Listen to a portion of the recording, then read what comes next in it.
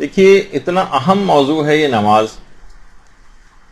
کہ ایک حدیث جو آج کل انٹرنیٹ پہ بھی بہت گردش کر رہی ہے، اس بات کی تو ابھی میرے پاس تحقیق نہیں ہے، لیکن بات اس میں کی گئی ہے کہ امیر المومنین علیہ الصلوۃ والسلام یہ بات ارشاد فرماتے ہیں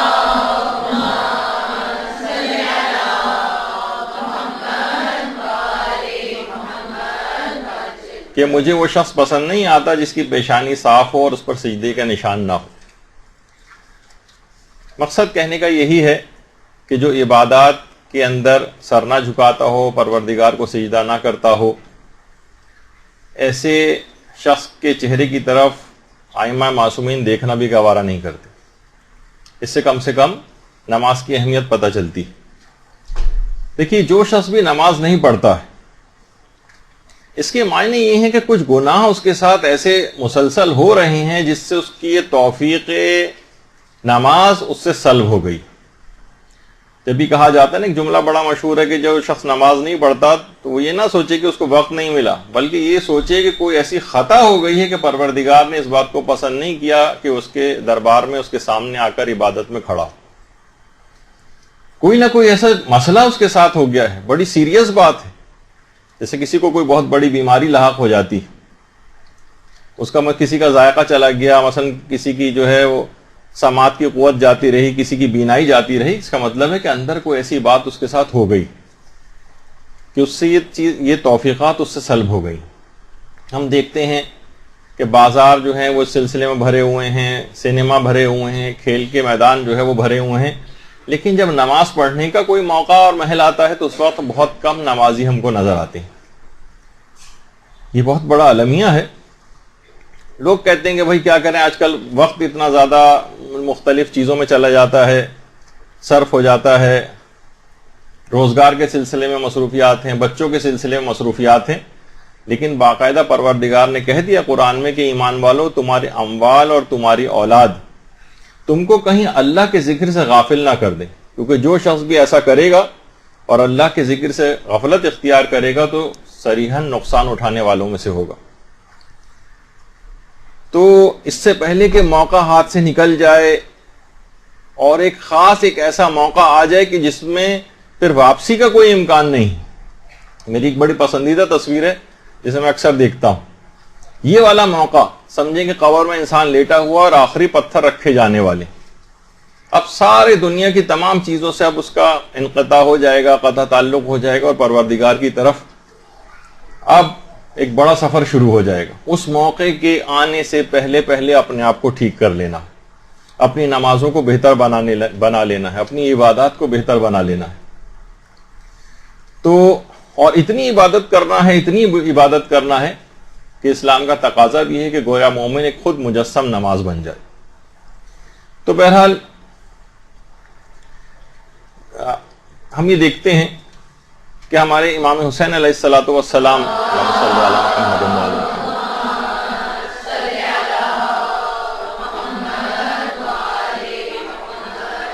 جب مدینے سے رخصت ہو رہے تھے تو ایک رات پہلے آدھی رات کے وقت مسجد نبوی میں آئے تھے اور نمازیں ادا کی تھی، اور اس کے بعد پھر الوداعی کلمات کہے تھے۔ یعنی جو قرآن کا حکم بھی ہے نا کہ صبر سے اور نماز سے مدد لو، وَاسْتَعِينُوا بِالصَّبْرِ وَالصَّلَاةِ، تو اس سے مدد لی، آدھی رات کے وقت آئے اور نمازیں ادا کی۔ اور اس کے بعد ہم یہ دیکھتے ہیں کہ مکے سے لے کر اور کربلا تک جتنے بھی خطبات امام مظلوم نے دیے ہیں، سب سے پہلے نماز ادا کی ہے اور پھر خطبات جا کر دیے ہیں۔ اور یہی وجہ ہے کہ علماء یہاں پر ایک بات فرماتے ہیں کہ جب بھی کوئی اہم کام آپ کو درپیش ہو، پہلے انسان 2 رکعت نماز پڑھے اور اس کے بعد پھر اہم کاموں کے لیے نکلے۔ مثلا کسی کی جاب کا انٹرویو ہے، اسے جانا ہے، جاب میں لینی ہے، اس کو بہت ضرورت ہے، 2 رکعت نماز پڑھے اور پھر اس کے بعد انٹرویو کے لیے جائے۔ کوئی کاروباری ڈیل کرنی ہے، 2 رکعت نماز پڑھے اور پھر کاروباری ڈیل کے لیے جائے۔ امتحانات دینے کے لیے آپ جا رہی ہیں، 2 رکعت نماز پڑھیں اس کے بعد جائیں۔ کسی جگہ لڑکی کا کوئی رشتہ طے پانے والا ہے، لوگ آنے والے ہیں، خود جانے والے ہیں کسی جگہ، 2 رکعت نماز پڑھیں اور اس کے بعد پھر اس اقدام کے لیے جائیں۔ یعنی اور خود مستحبات میں سے بھی ہے کہ جب بھی انسان شادی کا ارادہ کرے تو مستحب یہ کہ اس وقت 2 رکعت نماز پڑھے. تو اہم ترین کاموں کے سلسلے میں مثلا آج کل خاندانی جھگڑے بہت بڑھتے جا رہے ہیں، صلح و صفائی کے لیے جانا ہے 2 رکعت نماز پڑھیں اور پھر صلح کے لیے جائیں. تو اسی طرح سے باوضو ہو کر جانا، نماز پڑھ کر جانا، یہ سب مسائل کو حل کرنے والی چیزیں. جتنے بھی اہم ترین کام ہیں جیسے کہ ابھی آپ نے سنا کہ امام خطبات پڑھتے تھے، خطبات دیتے تھے اور اس سے پہلے نمازیں پڑھ کے جاتے تھے. اور جس وقت امام نے باقاعدہ مہلت بھی مانگی تھی عاشور کے دن ظہر کے وقت اپنے اصحاب سے خطاب کیا تھا تو یہی بات کہی تھی کہ سلوہم ان یکفوا عنا حتی یصلی، ان کوفیوں سے کہو کہ جنگ کو روک دیں تاکہ ہم نماز ادا کر سکیں، جنگ کو روک دیں تاکہ ہم نماز ادا کر سکیں. اور باقاعدہ ابن طاؤس نے اپنی کتاب میں لکھا ہے کہ امام حسین علیہ السلام کی اس نماز کو دیکھ کر 32 افراد یزیدی فوج کے اتنے متاثر ہوئے تھے کہ اسی وقت لشکر امام سے آ کر مل گئے تھے اسی نماز کو دیکھ کر.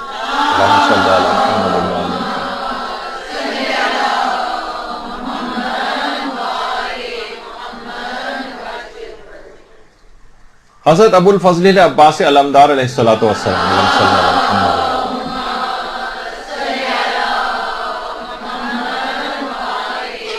جو قاتل تھا حضرت عباس علمدار کا، اس نے کوفے میں باقاعدہ یہ بات آ کر کہی تھی کہ میں نے ایک ایسے جوان کو قتل کیا ہے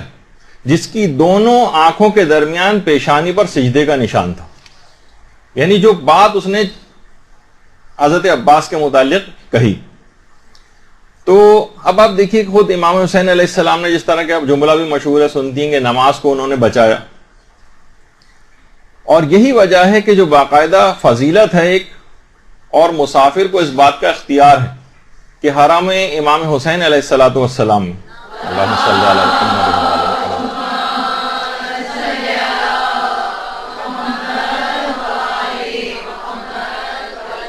تھوڑا بہت فتاوی میں اختلاف ہے کہ کہاں تک مسافر کو اختیار ہے کہ نماز قصر پڑھے یا پوری پڑھے، یعنی اس کو اختیار مل جاتا ہے. یعنی امام حسین نے نماز کو بچایا تو مسافر کو سفر میں نماز قصر کرنا ہے، لیکن حرم امام حسین میں ایک خاص قبر امام سے خاص فاصلے تک کے درمیان مسافر کو اس بات کا اختیار ہے کہ وہ نماز پوری بھی پڑھ سکتا ہے اور قصر بھی پڑھ سکتا ہے، اور پوری پڑھنے کا ثواب زیادہ ہے. یعنی ایک جو تاثر دیا جاتا ہے کہ جو بھی کوئی شخص ماتم کرتا ہے کچھ اس پر سے عبادات اور نمازیں ساقط ہو جاتی ہیں، ایک عمومی تاثر جو لوگوں کے اندر ایک قائم ہو گیا ہے نوجوانوں میں، اس سے اس بات کی نفی ہوتی ہے کہ وہاں پر جا کر نماز کم نہیں ہو رہی ہے، بلکہ جہاں پہ کم ہو جانی چاہیے تھی وہاں پہ 2 رکعت بڑھا دی گئی، یعنی پورا 4 رکعت پڑھنے کا اس کو اختیار دیا گیا ہے. تو بہرحال یہی وجہ ہے کہ اسی شوق نماز تاکہ اس میں بیدار ہو، شوق زیارت بیدار ہو کہ جو نماز زیارت امام حسین کا بھی جو ثواب ہے کہ 1000 روایت میں کہ 1000 حج کا ثواب ملتا ہے، 1000 عمروں کا ثواب ملتا ہے، 1000 غلام آزاد کرنے کا ثواب ملتا ہے، اور پیغمبر اسلام کے ساتھ 1000 حج کے برابر ثواب دیا جاتا ہے زیارت 2 رکعت زیارت امام حسین کی جو نماز ہے اس کا. درود بھیجیے اللہم صلی اللہ علیہ وسلم.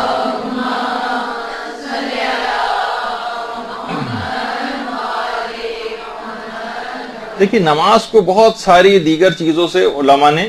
کچھ مشابہت بھی دی، جیسے آیت اللہ سید ابو الحسن قزوینی وہ کہتے تھے کہ موت میں اور نماز میں بھی ایک ربط ہے. یعنی جو حقیقی نماز ہے وہ فرماتے تھے یہ موت کی طرح سے، جس طرح موت ایک عالم طبعی یا فزیکل جو دنیا ہے ہماری اس سے آپ کو جدا کر دیتی ہے، کاٹ دیتی ہے اور خدا کی طرف بلند کرتی ہے، اسی طریقے سے جو حقیقی نماز ہے اس میں بھی یہی کیفیت پائی جاتی ہے. بالکل یہی کیفیت کہ یہ آپ کو اس دنیا سے کاٹ کر پروردگار کی طرف بلند کرتی ہے یہ نماز. جب بھی آپ کو جو شروع میں علماء فرماتے ہیں کہ جو دعا پڑھی جاتی ہے نا انی وجہت وجہی للذی فطر السماوات والارض، تو اس کے اندر بھی یہی ہے کہ میں نے اپنے چہرے کو مکمل طور پر خدا کی طرف کر لیا. جس طرح موت مکمل طور پر پروردگار کی طرف جو ہے وہ متوجہ کر دیتی ہے انسان کو اور اسی کی طرف وہ بڑھتا چلا جاتا ہے، اسی طریقے سے حقیقی نماز بھی موت کی طرح سے پروردگار کے قریب کرتی. علماء یہ بات بھی بیان فرماتے ہیں کہ نماز جو ہے صرف آخرت کو آباد نہیں کرتی، اس دنیا کو بھی آباد کرتی. آپ کے دنیا کے بھی سارے پرابلمز اس سے سالو ہوتے ہیں.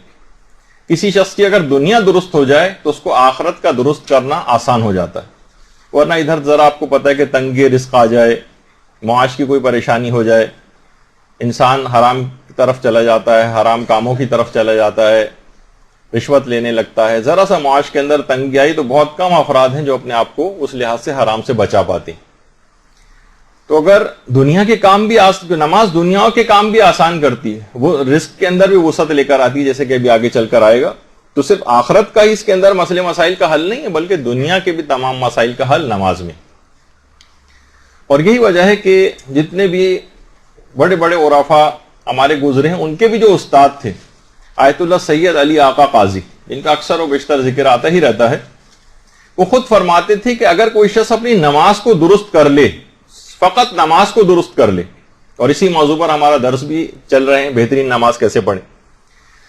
اگر کوئی شخص اپنی نماز کو درست کر لے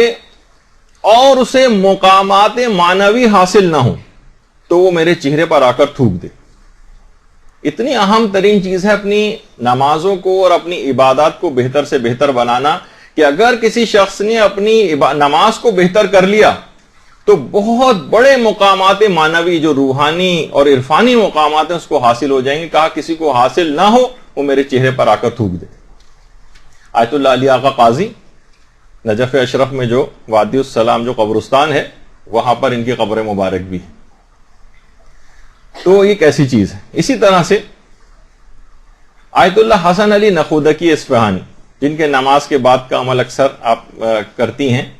آیت الکرسی اور سورہ قل ہو اللہ والا، یہ اپنے بیٹے کو نصیحت کرتے تھے. کہتے تھے بیٹا اگر 40 دنوں تک بھی تم اگر مسلسل عبادات کرتے رہو، مسلسل ریاضیات کرتے رہو، مستقل نیک اعمال انجام دیتے رہو، اور فقط کوئی سے ایک دن نماز فجر قضا کر دو، تو یہ بات یاد رکھ لو کہ تمہاری ساری پچھلی عبادات، ساری پچھلی ریاضیات سب بے قیمت ہو کے رہ جائیں گی، حبام منصورہ ہو جائیں گی، بالکل غائب ہو جائیں گی، جیسے کبھی انجام ہی نہ دی ہوں. اس طرح سے اس کا ثواب غارت ہو جاتا ہے. یعنی کتنے ہی انسان نیک اعمال انجام دے لے اور 40 دنوں تک مسلسل انجام دیتا رہے اور فقط ایک دن کی نماز فجر قضا کر دے، سارے پچھلے نیک اعمال کا بالکل نیک اعمال ضائع ہو جاتے ہیں. اور خود فرماتے ہیں کہ ساری زندگی میں میری فقط ایک دفعہ ایک نماز قضا ہو گئی تھی، اگلے دن میرا بیٹا فوت ہو گیا تھا. اور فرماتے ہیں کہ اگر کبھی میری کبھی کسی وجہ سے نماز شب فوت ہو جائے تو میں اگلے دن مستقل ڈرتا رہتا ہوں کہ کہیں کوئی بلا نازل نہ ہو جائے. یہ جو آج ہم دیکھتے ہیں کہ مسلسل پریشانیاں، بلائیں، آفتیں گھروں کے اوپر نازل ہو رہی ہیں، اس کی بہت بڑی وجہ ہے کہ ہم نے اپنی نمازوں بہت ساری دیکھی، نمازیں سیف گارڈ کا کام کرتی ہیں،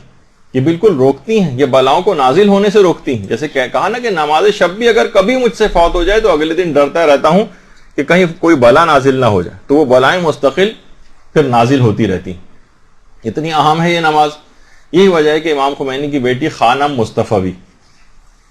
وہ فرماتی ہیں کہ امام خمینی جب بالکل آخری دنوں میں ہسپتال میں تھے تو کہتے تھے کہ بار بار معلوم کرتے تھے، بار بار گھڑی کی طرف نگاہ کرتے تھے کہ نماز کا وقت ہوا یا نہیں ہوا، اور پوچھتے تھے اب کتنا وقت باقی ہے، اب کتنا وقت باقی ہے، حتیٰ کہ منٹس تک شمار کرتے تھے. اور پھر اس کے بعد جیسے ہی اول وقت آتا تھا فوراً نماز کے لیے اسی بستر پہ کے انتہائی دشواری کے ساتھ وضو یا تیمم کرتے تھے اور اس کے بعد پھر نماز کو ادا کرتے تھے. یعنی اہمیت کے پیش نظر کہ واقعی انسان اگر اہمیت نماز سے واقف ہو جائے. یہی وجہ ہے کہ شہید بہشتی کتنے بڑے عالم تھے، کہتے ہیں کہ نماز کی لوگوں کو اتنی تاکید کرتے تھے کہ نماز کی تاکید گویا ان کا تکیہ کلام بن گیا تھا. اور اکثر و بیشتر یہ بات کہتے تھے کہ جس وقت تم نماز شروع کرو تو نماز کے موقع پر اپنے دل کو اپنا پیش امام بناؤ، دل کو، اور عام جو تمہارے اعضاء و جوارے ہیں ان سے اقتدا کرواؤ دل کی. یعنی اتنا زیادہ خشوع و خضوع کے ساتھ بالکل جس طریقے سے دل کو اپنا, اگر اکیلے بھی نماز پڑھ رہے ہو تو دل کو اپنا پیش امام بنا لو اور سارے اعضاء و جوارے اس کی پھر مطابقت کریں. اور علماء کا اتنا زیادہ شوق نماز کے سلسلے میں تھا کہ خود آیت اللہ بہجت, آیت اللہ جواد انصاری حمدانی کے متعلق یہ بات فرماتے ہیں کہ نجف میں انتہائی شدید گرمی اب بھی پڑتی ہے اور پہلے بھی پڑتی تھی, یہاں تک کہ 55 اور 60 ڈگری تک ٹیمپریچر نجف کا چلا جاتا تھا اور منہ انتہا سے زیادہ خشک ہو جاتا تھا. لیکن آیت اللہ جواد انصاری حمدانی اتنی زیادہ طویل نمازیں پڑھتے تھے اور اتنے لمبے لمبے سورے پڑھتے تھے, جماعت میں نہیں فرادہ میں, کہ اگر کوئی ان کا طالب علم ٹھنڈا پانی بھی کہیں سے لے کر آتا تھا ان کے پاس رکھنے کے لیے تو لاتے لاتے ہی وہ پانی گرم ہو جاتا تھا. اسی گرم پانی کو نماز کے اختتام پر تھوڑا سا اپنے حلق کو تر کرتے تھے اور پھر طویل نمازوں میں مشغول ہو جاتے تھے. یعنی ایک ایسی لذت تھی کہ ہمارے ہاں کوئی تصور نہیں ہے کہ 60 ڈگری ٹیمپریچر ہو رہا ہو اور اس میں انسان طویل نمازیں پڑھے. لیکن واقعی جو اس کی اہمیت سے آگاہ ہیں نمازوں کی اور بہترین نماز کیسے انجام دی جائے اس سے واقف ہیں اور انہیں پتا ہے کہ اس میں کتنی لذت ہے, تو ان کا یہی طریقہ کار دیکھنے میں آتا ہے. یہی وجہ ہے کہ آیت اللہ سید جمال الدین گلپائگانی یہ اکثر و بیشتر وادی السلام کے قبرستان میں جاتے تھے نجف کے, اور ارواح سے وہ باقاعدہ دیکھا کرتے تھے. پوری تفاصیل ہیں اس بات کی کہ یہ آیت اللہ سید جمال الدین گلپائگانی کس طرح سے وہاں جا کر ارواح سے ملاقاتیں بھی کیا کرتے تھے اور ارواح ان کے پاس آتی تھیں. تو خود اپنے بیٹے کے لیے کہتے ہیں کہ بلکہ بیٹے کو وصیت کی تھی کہ بیٹا اگر تم نماز شب نہیں پڑھو گے تو میری طرف سے آق شمار کیے جاؤ گے. آق. ان کا بیٹا کہنے لگا بابا ایک مستحب بالفرض اگر میں نہیں انجام دوں تو فقط ایک مستحب کے ترک کرنے پر آپ مجھے آق کر دیں گے. انہوں نے کہا بیٹا میں یہ بات تم کو سمجھانا چاہ رہا ہوں کہ تمہارے نماز شب نہ پڑھنے سے مجھے اتنی اذیت ہوگی کہ جو تمہارے آق کا سبب بن جائے گی. لہٰذا میں یہ بات سمجھا رہا ہوں کبھی نماز شب کو ترک نہ کرنا. یہاں تو دیکھیے ہمارے واجب نمازوں کے لالے پڑے ہوئے ہیں. والدین آ کر علماء سے پوچھتے ہیں بچے نماز بالکل نہیں پڑھتے ہیں, کس طرح سے ان کو نماز کے لیے راغب کریں. وہاں وہ مستحب نماز کی اتنی تاکید کر رہے ہیں, کہتے ہیں کہ اگر تم نے یہ ترک کی تو مجھے اتنی شدید تکلیف ہوگی کہ تم آق شمار کیے جاؤ گے. مجھے ڈر ہے, یعنی سمجھانے کے لیے بھی اس بات کو کہ یہ بات بہت کہ اتنا بڑا تمہارا نقصان ہو رہا ہو تو میں کیسے جو ہے وہ اذیت محسوس نہ کروں. اور یہی وجہ ہے کہ دیکھیے علماء کہتے ہیں کہ مناسب بھی نہیں ہے کہ وہ کریم پروردگار اس کی بارگاہ سے اس طرح سے فرار اختیار کرنا, جو اتنی نعمتیں دے رہا ہو, ہر سانس اس کی نعمتوں کو کوئی ٹھکانہ نہ ہو, کتنی سخت بے ادبی ہے اس کے دربار سے فرار. دیکھیے دنیا کے بادشاہ جو ہوتے ہیں, دنیا کے حکمران جو ہوتے ہیں, ان سے ملنے کے لیے آپ کو کتنے جتن کرنا پڑتے ہیں, ہفتوں لگانا پڑتے ہیں, مہینوں لگ جاتے ہیں, بعض اوقات سالوں لگ جاتے ہیں, بعض اوقات ان سے ملاقات ہی نہیں ہو پاتی کتنا بھی کوشش کر لیں. لیکن یہ کیسا رب العالمین کائنات کا پروردگار ہے کہ جب چاہیں جیسے چاہیں کسی بھی جگہ چاہیں, بغیر اجازت کے چاہیں, بغیر وقت لیے جو ہے وہ چاہیں, بغیر دربان کے, بغیر حاجب کے, بغیر اپوائنٹمنٹ کے, جب چاہیں اس کی بارگاہ میں جا کر اس سے ملاقات کر لیں. یہ ایک ایسا رب العالمین ہمارا پروردگار ہے کہ کسی بھی حالت میں آپ دیکھیں کہ کسی بھی جگہ انسان موجود ہو, حتیٰ کہ اپنے گھر کے اندر ہی کیوں نہ موجود ہو, کہیں باہر ہو, جب چاہے جیسا چاہے وہ اپنے پروردگار کی بارگاہ میں حاضر ہو جائے. برحمتك يا أرحم الراحمين وصلى الله على محمد وآله الطاهرين.